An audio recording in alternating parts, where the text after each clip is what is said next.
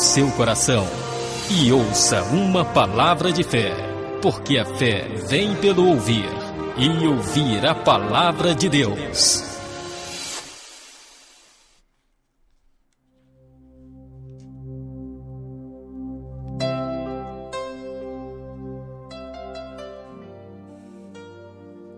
Queridos ouvintes, a paz do Senhor Jesus a todos os irmãos, a todas as irmãs que nos ouvem nesta tarde maravilhosa de segunda-feira. Aqui quem vos fala é o cooperador Alisson, da Assembleia de Deus de Mato Grosso do Sul. Fazemos a obra ali na congregação do Jardim Centenário e eu quero louvar a Deus pelo rico privilégio de estar com os irmãos nesta tarde. Sou grato a Deus pela vida do pastor Ironi, a pastora Nilza, companheiros que Deus nos concedeu o privilégio de conhecer nesta caminhada e que há muito tempo temos feito a obra do Senhor Jesus de maneira conjunta e somando forças para que o reino avance e almas sejam alcançadas. Louvo a Deus por esta rádio, por este projeto que Deus colocara no coração do homem de Deus, e eu espero em Deus que em uma oportunidade não muito distante, nós possamos retornar a esta casa para, junto com os irmãos, poder estar falando do amor de Jesus Cristo. Quero aproveitar aqui também o ensejo para transmitir uma saudação de paz à pessoa do meu pastor José Rodrigues, cujo qual me deu essa responsabilidade de poder estar visitando alguns outros lugares para levar a palavra, concedeu a sua bênção. E se ele estiver me ouvindo, que Deus lhe abençoe nessa tarde de segunda-feira. E eu transmito aqui o meu abraço a ele, a pastora Josefa, a pessoa do pastor Flávio. Louvo a Deus também, transmito meu abraço à minha esposa, a Suelen, que está me ouvindo neste momento. E a cada um dos companheiras de labuta, que Deus continue dando graça para que a gente possa cumprir com o nosso chamado e levar o evangelho da salvação adiante, que foi para esse motivo que Deus nos resgatou das densas trevas e nos trouxe a maravilhosa luz. Tenho certeza plena que Deus já tem falado através dos louvores, através da pessoa do pastor Ironi, mas Deus tem uma palavra fiel, uma palavra amiga, uma palavra cujo qual vai vir de encontro às nossas necessidades. Eu espero em Deus que você que me ouve nesta tarde possa estar com o seu coração quebrantado, que você venha abrir o seu entendimento para receber esta mensagem de Deus e que você que me ouve nesta tarde, que ainda não optou pela decisão de servir a esse Cristo, a esse Jesus que nós tanto pregamos, que você, através da ação do Espírito Santo, do poder da palavra de Deus, possa se convencer na data de hoje que só Jesus, ele é o caminho, a verdade e a vida. E é por isso que nós estamos aqui, para proclamar o amor desse Cristo. Você que está com a sua Bíblia em mãos, nos ouvindo nesta tarde, eu gostaria que você viesse meditar em um texto juntamente comigo, lá no livro escrito pelo apóstolo Lucas, Evangelho segundo escreveu o doutor Lucas, capítulo de número 11, Lucas capítulo 11 e o versículo 33, nós vamos fazer a leitura de um texto. Eu vou estar dividindo algo da parte de Deus para contigo e ao encerramento nós vamos levantar um clamor em prol da sua vida, em prol da sua família, da sua casa, porque eu creio no poder da oração. Nós vamos unir a nossa fé e, como a própria palavra de Deus faz menção, a oração de um justo pode muito em seus efeitos. Então eu creio que a oração ela vai produzir efeitos tão sobrenaturais que a glória de Deus vai ser manifesta na tua casa. Você pode ter certeza disso. Creia junto comigo e nós iremos contemplar o agir de Deus. Lucas 11, versículo 33 a seguir, que diz assim: E ninguém acendendo uma candeia, a põe em oculto, nem debaixo do alqueire, mas sim no velador, para que os que entram vejam a luz. A candeia do corpo é o olho. Sendo, pois, o teu olho simples, humilde, também todo o teu corpo será luminoso. Mas, se for mau, também o teu corpo será tenebroso. Vê, pois, que a luz que em ti há não sejam trevas. Se, pois, todo o teu corpo é luminoso, não tendo em trevas parte alguma, todo será luminoso, como quando a candeia te alumia com o seu resplendor. Louvado seja Deus. Eu tenho aqui uma palavra de Deus para dividir com os irmãos que nos ouvem. E esta palavra, ela vai falar muito, irmãos, acerca do nosso testemunho de vida, acerca da nossa postura como cristão, acerca do chamado de Deus para as nossas vidas. Aqui Jesus está, uma vez mais, expondo seus ensinamentos de maneira cujo qual venha a ser de fácil entendimento de seus ouvintes. Então ele usa essa expressão, ele usa esse texto usando algumas expressões que era do cotidiano daquela época, para que o povo pudesse entender o que Cristo queria transmitir como ensinamento. Para isso ele faz uso de alguns objetos que eram habituais na casa de cada um daqueles que estavam junto com Cristo nesse determinado momento, ouvindo Jesus ensinar. Então ele faz menção de candeia, ele faz menção de alqueire, em outro evangelho sinótico ele faz menção da cama, né? Então, para que nós possamos ter entendimento do que Jesus quer falar conosco nesta tarde, nós precisamos entender um pouco do contexto da passagem e entender que quando Jesus está fazendo menção da palavra candeia, ele está falando de algo similar a uma lâmpada, que era muito utilizado nos tempos antigos, que havia um pavio, que através de azeite, de óleo, ele pegava fogo e através deste fogo trazia iluminação para a casa. Havia algumas famílias que tinham uma condição financeira mais privilegiada que outras, que possuíam nas suas casas várias candeias espalhadas por todo o seu imóvel. E em contrapartida existiam aquelas pessoas mais humildes, que muitas das vezes possuíam uma única candeia, e essa única candeia era posta em um velador, que era uma espécie de suporte que era colocado em um lugar, em um local determinado, estratégico, para que esta candeia pudesse iluminar todo o espaço material, o espaço físico, todo aquele imóvel, todo aquele cômodo, né? E o alqueire a qual Jesus está fazendo menção era uma espécie de cesto, que era utilizado para separar, para guardar grãos, enfim.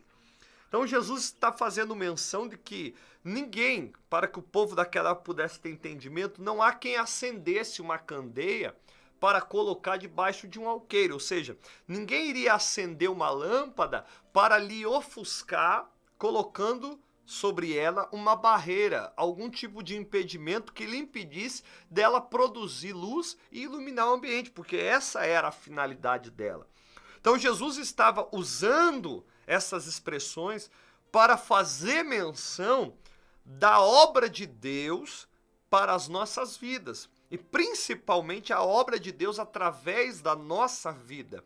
Jesus estava ensinando o povo que ali estava ali ouvindo que Deus não iria resgatar ninguém para mantê-lo em oculto, muito pelo contrário. Deus resgata a pessoa, como eu disse e repito, das densas trevas, para lhe conceder a oportunidade de ser algo que resplandeça no meio de uma geração. Então Deus, ele arrancou, eu de maneira específica, tratando acerca da minha vida, ele me arrancou do mundo das drogas, ele me arrancou do mundo do tráfico, ele me arrancou do mundo da perdição, do vício, né, das densas trevas para me fazer resplandecer, para que a luz de Cristo seja manifesta através das minhas obras, através das minhas práticas, através da minha postura como cidadão. Então o que Jesus está nos ensinando é que Deus, ele não resgata ninguém das trevas para que esta pessoa seja somente mais uma no meio da multidão. Não, Jesus, ele resgata as pessoas do lamaçal do pecado para que estas sejam referência aonde pisar a planta dos seus pés, por onde esta pessoa passar, esta pessoa seja reconhecida como homem e como mulher de Deus, não simplesmente porque ela carrega no seu bolso uma credencial de algum ministério que a intitula obreiro ou obreira de Deus, mas sim por causa da notoriedade da luz do Espírito Santo, porque quem tem a presença do Espírito Santo é diferenciado, meu irmão. Quem tem a presença do Espírito Santo é diferenciada, minha irmã.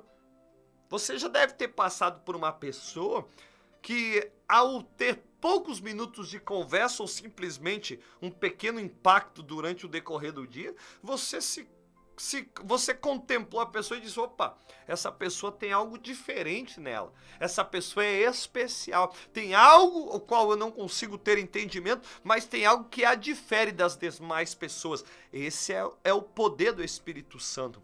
Esta é a essência do Espírito Santo na nossa vida, fazer notório a luz de Deus e fazer com que nós venhamos ser notados como diferenciados, como o próprio Cristo diz, como sal desta terra, como luz deste mundo. E aqui Jesus está ensinando isso, ninguém acende uma candeia e a põe oculto debaixo de um alqueire, mas pelo contrário, coloca em um lugar de destaque, em um lugar estratégico, para que através daquela candeia seja notória a luz. Então você precisa me entender nesta tarde que você foi chamado para fazer a diferença. A diferença. É Jesus que faz essa diferença através da tua vida. Você, nós somos somente um instrumento a qual Deus quer usar. Então nós precisamos entender isso. Na sequência, Cristo vai fazer menção de algo, falando que a candeia do corpo é o olho. Sendo, pois, o teu olho simples, também todo o teu corpo será luminoso. Mas, se for mal, também o teu corpo será tenebroso. Jesus está fazendo menção acerca da intenção do coração do homem. Você é luz, correto, meu irmão, minha irmã? Jesus te resgatou, te trouxe das densas trevas para a maravilhosa luz, para que você venha a resplandecer. Mas para que você venha a resplandecer, aí que entra a questão do testemunho. Você precisa ter uma atitude que condiz com a atitude de uma pessoa que verdadeiramente é lavada, remida pelo sangue e transformada pelo poder do Evangelho. Então aqui Jesus está dizendo, se a tua intenção, se o teu olhar para as coisas desta vida forem algo bom, o teu corpo vai ser luminoso. Porém, se as tuas intenções não forem louváveis, forem reprováveis diante dos olhos do Senhor, o teu corpo será trevas. Então Jesus está dizendo, se você tem uma intenção que não de viver de maneira cujo qual não é agradável a Deus, o teu testemunho será reprovável. Porém, todavia, se você buscar viver uma vida de renúncia, uma vida de sacrifício, uma vida de santificação, uma vida de santidade, o teu testemunho será algo aprovado pelo Senhor, e aí sim, esta luz vai resplandecer e vai fazer a diferença na vida das pessoas. Então Jesus vai continuar dizendo, precisamos estar atentos, vê pois que a luz que em ti há não não sejam trevas. Olhe para si mesmo, faça uma introspectiva, uma autoanálise e comece a se policiar, porque é o que Jesus está dizendo. Se, pois, todo o teu corpo é luminoso, presta atenção, não tendo em trevas parte alguma, então Jesus está dizendo, não existe espaço para as trevas em um corpo cujo qual habita a luz. Porque as trevas, meu irmão, ela é nada mais, nada menos do que a ausência da luz. Por isso que Paulo, tratando acerca da Santa Ceia do Senhor Jesus, ele vai dizer, ele vai recomendar que os homens, antes de participar daquele momento tão especial, venha examinar-se a si mesmo, antes de participar daquele momento. Então Jesus está dizendo, fique bem atento acerca da tua vida, da tua postura. Como está a sua vida diante de Deus? Será que o seu corpo verdadeiramente está todo luminoso? Ou existe trevas na tua maneira de agir? Existe trevas na tua maneira de falar? Existe trevas em seus pensamentos? Precisamos estar bem atentos a isso, irmão, porque com Deus não tem jeitinho brasileiro. Com Deus, não tem aquele jeitinho que nós utilizamos no nosso cotidiano para sobressair diante de algum tipo de dificuldade, intempérie ou adversidade. Não, a Bíblia é bem explícita e taxativa ao dizer, com Deus é sim, sim ou não, não. O que passar disso é procedência do maligno. Jesus revelando a João na ilha de Patmos, ele faz menção de uma igreja chamada Laodiceia, que Deus preferia que esta igreja fosse fria, antes mesmo de ser morno. Eu prefiro que seja fria, eu prefiro que você seja gelado, do que você ser morno. Não existe meio termo, ou você é, ou você não é, ou é sim, ou é não, ou é frio, ou é quente. O que passar disso é procedência maligna. Aquele que é morno, olhe só o que Jesus está dizendo, está prestes a ser vomitado, ou seja, está prestes a sair da presença de Deus, ou seja, aquele cujo qual foi chamado para ser luz, mas sentir a trevas, tome muito cuidado, meu irmão. Tome muito cuidado, minha irmã, porque Deus te chamou para resplandecer. Por isso que nós temos que ter muita cautela com o nosso testemunho. Billy Graham, um dos maiores, se não o maior evangelista que houve nesses últimos tempos, ele fazia menção de que nós cristãos, nós crentes que cremos em Deus, e usamos essa expressão de servos e servas do Senhor, nós somos a Bíblia que o mundo está lendo. Nós somos o sermão que o mundo está prestando atenção. Jesus te arrancou das trevas para que você viesse resplandecer, para que você pudesse fazer a diferença. Olhe, para você ter noção, vamos meditar em outro texto lá em Filipenses, para que nós venhamos ganhar tempo. Eu vou já estar dividindo com os irmãos, lá no capítulo de número 2, do livro dos Filipenses, do capítulo 2 ao versículo 14, versículo 15, perdão, a Bíblia diz, para que sejais irrepreensíveis e sinceros, filhos de Deus inculpáveis, no meio de uma geração corrompida e perversa, entre a qual resplandeceis como astros no mundo. Então Deus está nos alertando nesta tarde. Fomos colocados no meio de uma geração corrompida e perversa, e a nossa função no meio desta geração é resplandecer como o sol resplandece durante o dia. Olha a diferença de um dia nublado para um dia ensolarado. Irmãos, o sol, ele é fundamental.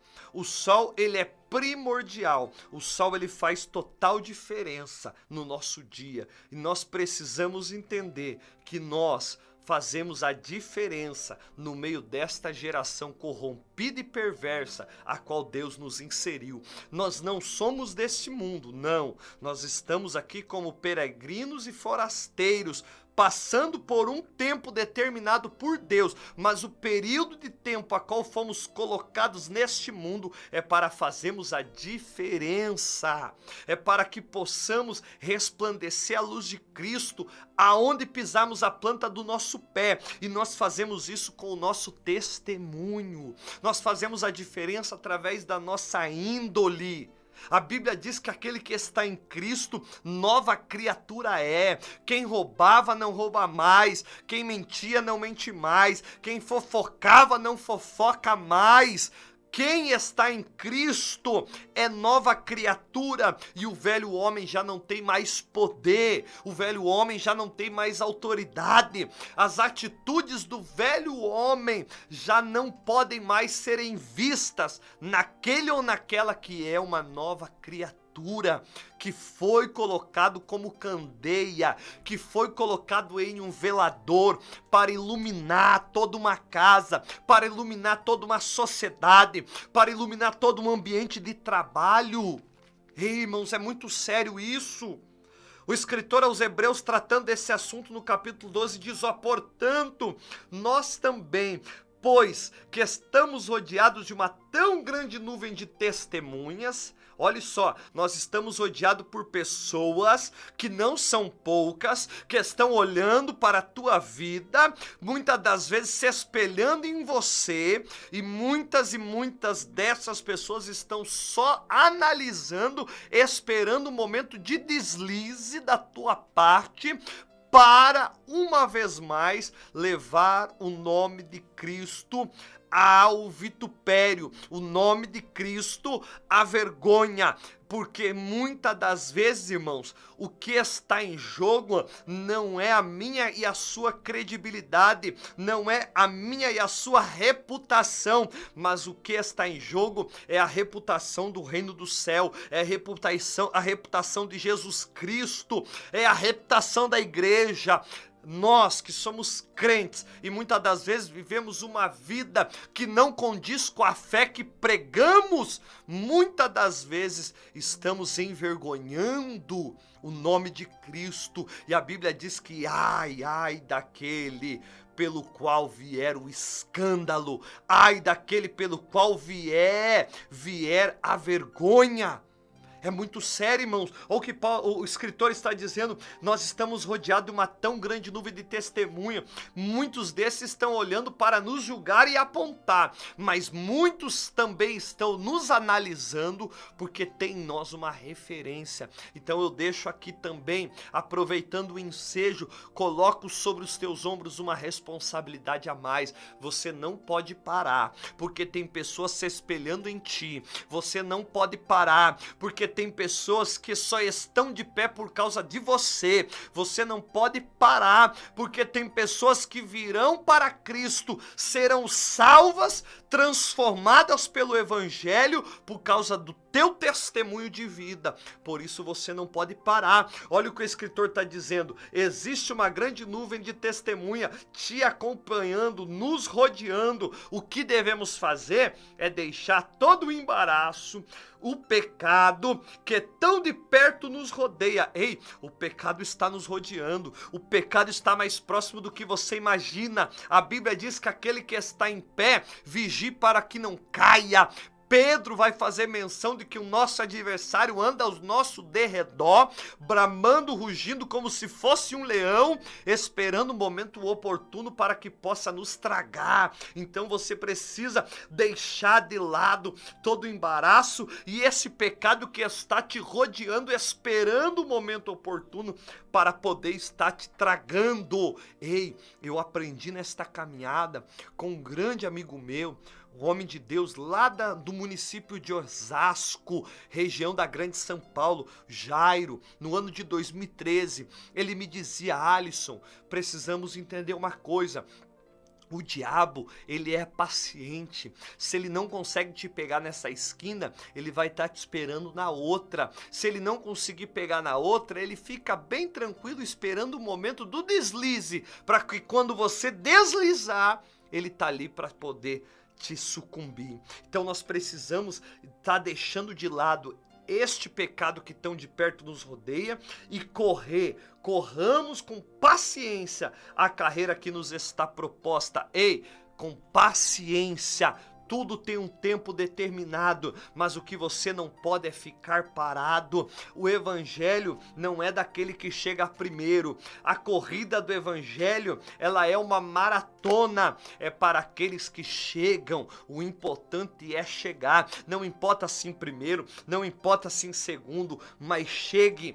Corra com paciência a carreira que está proposta, olhando para Jesus, autor e consumador da fé, o qual pelo gozo que lhe estava proposto, suportou a cruz, desprezando a afronta e assentou-se à destra do trono de Deus. Você, meu amigo, você, minha amiga, você, meu irmão em Cristo Jesus que me ouve nesta tarde, a Bíblia diz que aquele que coloca a mão no arado, ele não pode olhar para trás.